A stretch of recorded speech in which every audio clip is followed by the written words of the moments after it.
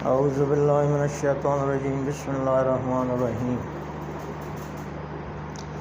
یہ ٹاپک ہے composite approach اور سیگمنٹڈ اپروچ آف نالج کے حوالے سے۔ تو ویسٹ میں جب 14 سینچری میں رینائسنس شروع ہوا اور so called reawakening of the West شروع ہوئی اور مور اپروپریٹلی جدید جاہلیت کا آغاز ہوا، تو اس جاہلیت میں ایک بڑی ٹیکنیکل بات تھی کہ انہوں نے کمپوزٹ اپروچ آف نالج کو سیگمنٹڈ اپروچ آف نالج میں کنورٹ کر دیا، اسپیشلائزیشن میں لے آئے۔ اس کی مثال میں اس طرح دوں گا کہ جو بلیک ٹی ہے، چائے جس کو کہتے ہیں ٹی، اس میں ایک دودھ ہوتا ہے، چینی ہوتی ہے، چائے کی پتی ہوتی ہے، پانی ہوتا ہے، آگ ہوتی ہے، یعنی یہ 5 انگریڈینٹس اس کے ہوتے ہیں۔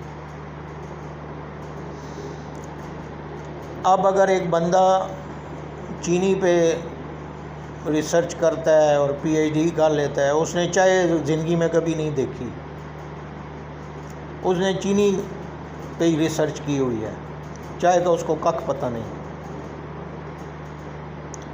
دوسرا جو ہے وہ پتی پہ ریسرچ کرتا ہے،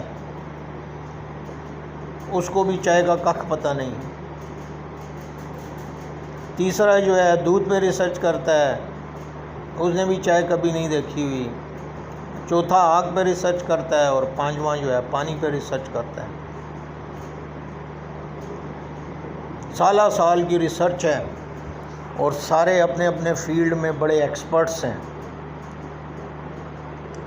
اب بات آ جاتی ہے چائے کی۔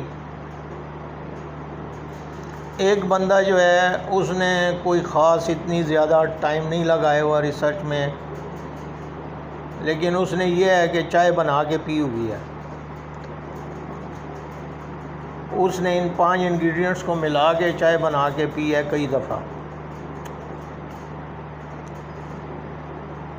اب چائے پہ ڈسکشن ہو جاتی ہے، یہ 5 ایکسپرٹس بیٹھے ہوئے ہیں اور وہ بندہ بھی بیٹھا ہوا ہے۔ تو پتی والا کہتا ہے کہ جی چائے اس طرح کی ہوتی ہے، اس طرح کی ہوتی ہے، اس طرح کی ہوتی ہے۔ دودھ والا کہتا ہے کہ وہ اپنے ایکسپیرینس سے چائے اس طرح کی ہوتی ہے، اس طرح کی ہوتی ہے۔ چینی والا کہتا ہے چائے اس طرح کی ہوتی ہے۔ پانی والا کہتا ہے چائے اس طرح کی ہوتی ہے۔ اب وہ بندہ کہتا ہے کہ یار یہ تم سارے غلط کہہ رہے ہو، اس طرح نہیں ہے، یہ سارے انگریڈینٹس ملا کے جب تک ان کو ابالا دے کے اور وہ نہیں کرو گے تو آپ کو چائے کا کوئی ادراک ہی نہیں ہو سکتا۔ وہ کہتے ہیں تم کون ہوتے ہو یار ہمیں بتانے والے، ہم نے تو سالہ سال ریسرچ کی ہوئی ہے۔ یعنی وہ جو علم کا ایک غرور اور تکبر ہوتا ہے، وہ ظاہری بات ہے اسپیشلائزیشن سے آ جاتا ہے، اور وہ دوسرے کو انتہائی حقیر سمجھتا ہے کہ یار میں تو مطلب ہے اتنی ریسرچ کی ہوئی ہے اور میں نے تو ڈبل پی ایچ ڈی کی ہوئی ہے، ٹرپل پی ایچ ڈی کی ہوئی ہے، اور یہ بندہ ہے کوئی خاص مطلب 10ویں پاس ہے، یہ مجھے کیا پڑھائے گا۔ لہذا وہ اس کی بات کو ویلیو ہی نہیں دیتا، وہ اس کی بات کو اس قابل ہی نہیں سمجھتا کہ اس کو بھی کچھ تھوڑی سی ویٹیج دے دی جائے، اور وہ اپنے ہی ذوم علم میں یہ سمجھ رہا ہوتا ہے کہ جی آئی ایم دی پرفیکٹ، جبکہ ریالٹی سے وہ انتہائی دور ہوتا ہے۔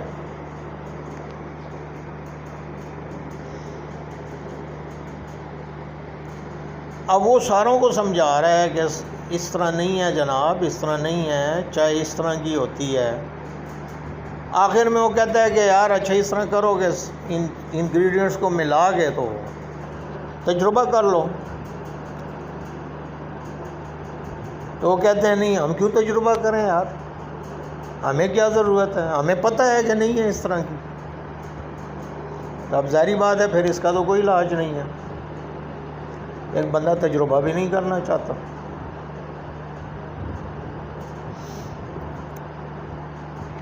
تو وہ جو اسپیشلائزیشن انہوں نے کی ہے یہ ہے سیگمنٹڈ اپروچ آف نالج. یعنی مغرب نے یہ کیا کہ جو کولیکٹیو ریالٹی تھی اس کے ٹکڑے ٹکڑے کیے اور ہر ٹکڑے میں ایک بندے کو ایکسپرٹ بنا دیا. اب وہ چونکہ ایکسپرٹ ہو چکا ہے تو وہ تو کسی کو لفٹ ہی نہیں کراتا، اور جو بندہ کمپوزٹ اپروچ رکھتا ہے یعنی جس نے چائے بنا کے پی ہوئی ہے وہ کمپوزٹ اپروچ ہے، اس کو آپ سمجھیں کمپوزٹ اپروچ آف نالج.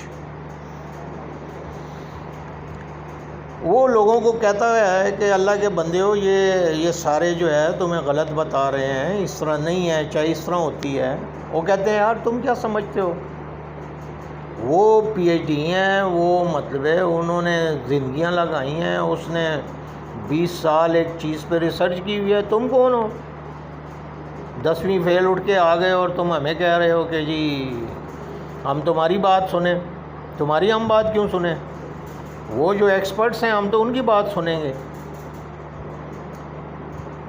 تو اس اپروچ کی وجہ سے ڈیفیکٹڈ ویژن کریٹ ہوئی ہے، یعنی ریالٹی کو ٹکڑے ٹکڑے کر کے ہر ٹکڑا ایک بندے کو پکڑا دیا گیا اور ہر بندہ جو ٹکڑا اس کو ملا ہے اس پر خوش ہے اور اسی کو ریالٹی سمجھ رہا ہے. ویئر ایز ان سب کی جو ویژن ہے وہ ڈیفیکٹو ہے ریالٹی کے بارے میں، کیونکہ کبھی بھی جو ریالٹی کے ٹکڑے ہوتے ہیں یا کسی بھی کمپاؤنڈ کے جو انگریڈینٹس ہوتے ہیں ان انگریڈینٹس سے اس کمپاؤنڈ کا اندازہ نہیں کیا جا سکتا. یعنی کسی بھی کمپاؤنڈ کے جو انگریڈینٹس ہوتے ہیں ان کی پراپرٹیز ٹوٹلی ڈیفرنٹ ہوتی ہیں کمپاؤنڈ سے. تو اگر آپ انگریڈینٹس پر ریسرچ کر کے اور کمپاؤنڈ بنا کے نہیں دیکھیں گے تو انگریڈینٹس پہ چاہے آپ کتنی بھی ریسرچ کر لیں. اس کی ایک مثال میں اور دے دوں، ہائیڈروجن 2 ایٹم، آکسیجن 1 ایٹم، پانی بنتا ہے. ہائیڈروجن جو ہے دھماکے سے جلتی ہے، دھماکہ ہوتا ہے. تو ایک بندہ ساری زندگی ہائیڈروجن پہ ریسرچ کرتا رہتا ہے، پانی دیکھا ہی نہیں ہوا. آکسیجن جو ہے جلنے میں مدد دیتی ہے، پانی جو ہے آگ کو بجھا دیتا ہے. ان دونوں سے ڈیفرنٹ ہے. پانی جلنے میں مدد نہیں دیتا، نہ دھماکے سے جلتا ہے، الٹا یہ ہے کہ پیاس بجھاتا ہے. تو جو انگریڈینٹس ہوتے ہیں اس سے کمپوزٹ ریالٹی کا کبھی بھی ادراک نہیں کیا جا سکتا. تو اسی طرح انسان کے اگر اس سے بکھرے کر کے آپ جو ہے مسٹر فہیم کے ایک بازو کو کاٹ کے لے جائیں اور 75 سال ریسرچ کریں اور دوسرا ٹانگ کو کاٹ کے لے جائے اور تیسرا سر کو کاٹ کے لے جائے اور چوتھا آنکھ کو کاٹ کے لے جائے اور پانچواں جو ہے کان کو کاٹ کے لے جائے، تو وہ فہیم کی ریالٹی کو کبھی بھی نہیں سمجھ سکتا. یہی ہو رہا ہے، یہ جو modern reawakening of the West ہے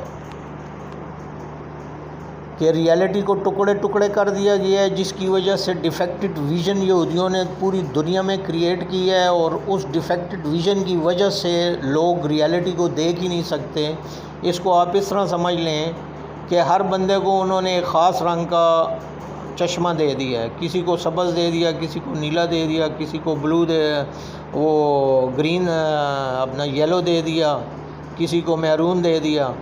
اب ہر بندہ اس چشمے کے اس اینک سے جب دیکھتا ہے، اس لینس کے ذریعے دیکھتا ہے، اس کو دنیا اسی کلر کی نظر آتی ہے.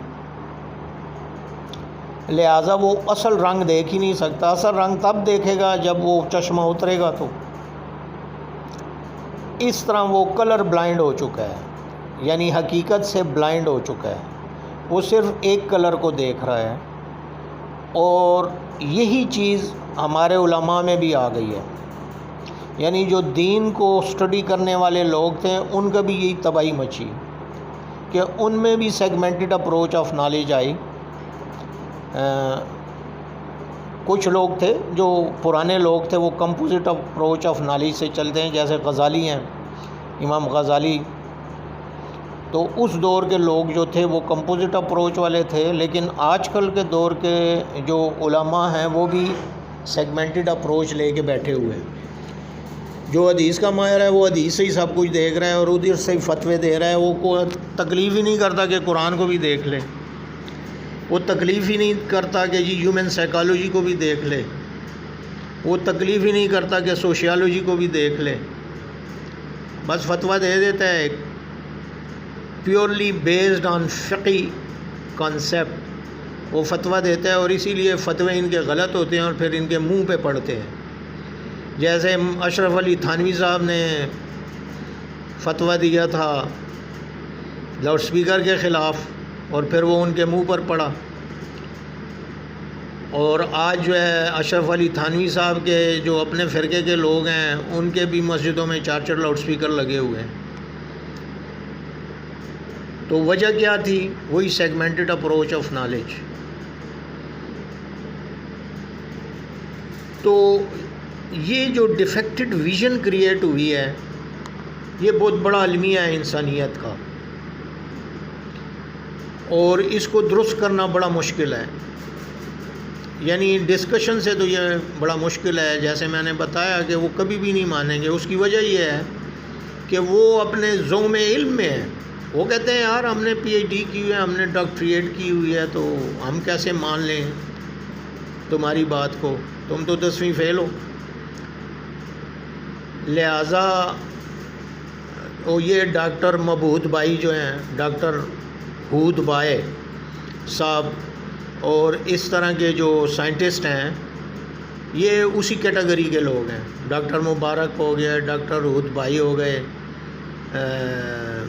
ڈاکٹر مبارک شاید ہسٹری کا ہے، اس میں بھی شاید ہے، ایٹامک انرجی میں بھی ہے، لیکن میں اس کی جو ہسٹری والا ہے اس کی بات کر رہا ہوں۔ تو وجہ یہی ہے کہ جی وہ سیگمنٹڈ اپروچ لے کے وہ آگے بڑھتے ہیں، اور اسی بنیاد پہ وہ پھر ریالٹی کو دیکھتے ہیں، اسی اینک سے دیکھتے ہیں، تو جو ٹرو ریالٹی ہے ان کو سامنے آتی نہیں ہے۔ تو قرآن نے جو اپروچ دی ہے وہ ہے کمپوزٹ اپروچ آف نالج۔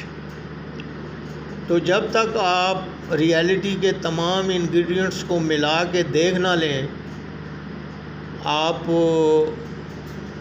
اس کے بارے میں فائنل ڈیسیجن نہیں دے سکتے۔ جیسے وہی اور سائنس میں بھی یہی اپروچ چل رہی ہے، سیگمنٹڈ اپروچ چل رہی ہے کہ زمین پہ تجربہ کیا، پوری کائنات پہ لاگو کر دیا کہ جی پوری کائنات میں اسی طرح ہی ہے۔ زمین پہ ویلاسٹی میئر کی اور پوری کائنات کو کے اوپر لاگو کر دی۔ اور وہ جو تھا اپنا اسٹیفن ہاکنگ صاحب، وہ کہتا ہے کہ God didn't have the choice.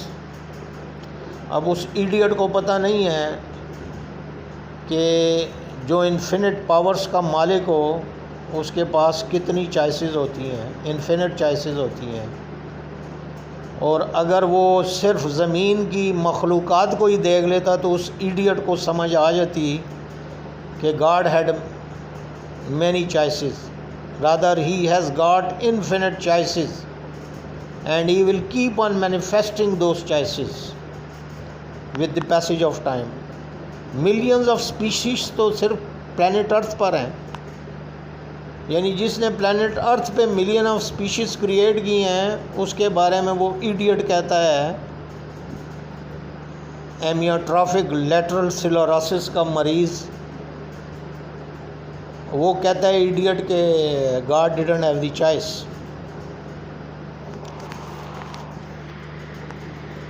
اور وہ بیٹھ کے یہ ورڈکٹ دیتا ہے کہ جی دیر از نو ریکوائرمنٹ آف گاڈ.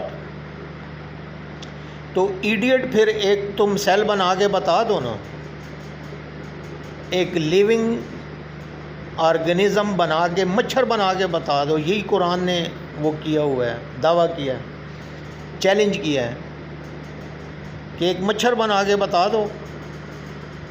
مچھر زیادہ کمپلیکیٹڈ ہے, ایک خلیہ بنا کے بتا دو انسان کا.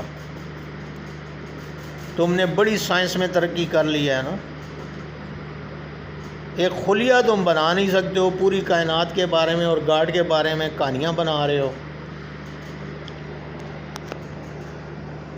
تو یہ جو سیگمنٹڈ اپروچ آف نالج ہے, اس نے وہ جدید جاہلیت کو ڈیولپ کیا. اور آپ دیکھیں کہ رینائسنس کے بعد, یعنی جب رینائسنس شروع ہوا اس وقت ایتھیزم جو ہے اس کی کہیں سٹینڈنگ ہی نہیں تھی دنیا میں. اور اب جو ہے یہ اسلام اور کرسچینٹی کے بعد تیسرا بڑا سمجھیں نظریہ بن چکا ہے ایتھیزم. تو کیا ہم پھر اس کو دجالی سائنس نہیں کہیں گے, جو انسانیت کو کریٹر سے دور لے کے جا رہی ہے؟ تو اسی لیے میں نے اس کا نام دجالی سائنس رکھا ہے. اور اس کے جو دجالی پہلو ہیں وہ پھر میں آئندہ کسی آڈیو میں تفصیل سے ڈسکس کروں گا. تو یہ بہت ضروری تھا کہ یہ بتایا جائے کہ جی یہ کمپوزٹ اپروچ آف نالج جو ہے یہ بہت ضروری ہے. اور کمپوزٹ اپروچ آف نالج کا طریقہ یہ ہوتا ہے کہ آپ ڈفرینٹ کانسیپٹس اور ڈفرینٹ سبجیکٹس کو تفصیل سے اسٹڈی کریں, ان کی ڈفرینٹ ڈائمینشنس کو اسٹڈی کریں, اور جب وہ نالج ڈیسیجن نہ کریں, بس آپ پڑھتے جائیں.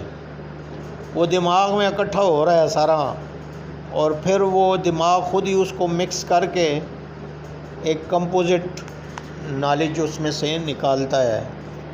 تو وہ آپ کو بہتر طریقے سے گائیڈ کر سکے گی کمپوزٹ اپروچ. جیسے ہمارا جامشورو یونیورسٹی میں 95 میں ماسٹر ڈگری کر رہا تھا پولیٹیکل سائنس میں. تو ہمارے جو ہیڈ آف ڈپارٹمنٹ تھے رشید صاحب, تو وہ پولیٹیکل سائنس میں ظاہری بات ہے انہوں نے اسپیشلائزیشن کی ہوئی تھی. تو ان سے پوچھے نا کہ جی پاکستان کیوں بیکورڈ ہے, because there is no democracy. Pakistani لوگوں کے اخلاقیات کیوں ٹھیک نہیں, because there is no democracy. Pakistan کی اکانومی کیوں خراب ہے, because there is no democracy. اب اس نے سارا ہیر پھیر کے ڈیموکریسی پہ ہی لانا ہے, کیونکہ اس کو اور کچھ پتہ ہی نہیں ہے. وہ باقی چیزیں اس نے انگریڈینٹس پڑھے ہی نہیں ہوئے, اس نے جو پڑھا ہے وہ اسی سے ہی ریلیٹ کر رہا ہے ہر چیز کو. تو اسی طرح فلسفے ڈپارٹمنٹ کے ہیڈ تھے ڈاکٹر فرید. تو ان دنوں میں ایگزسٹینشلزم کا بڑا چرچا ہو رہا تھا. ژان پال سارتر جو فرانس کا بندہ ہے, تو مجھے بھی نیا سنا تھا یہ فلسفہ, تو بڑا انٹرسٹ تھا کہ یار اس کے حوالے سے کچھ پڑھا جائے ایگزسٹینشلزم کے حوالے سے. تو میں نے ایک دن ویسے ہی بات کی, وہ ادھر جو ماس کمیونیکیشن میں ایک ٹیچر تھے ان سے بات کی. تو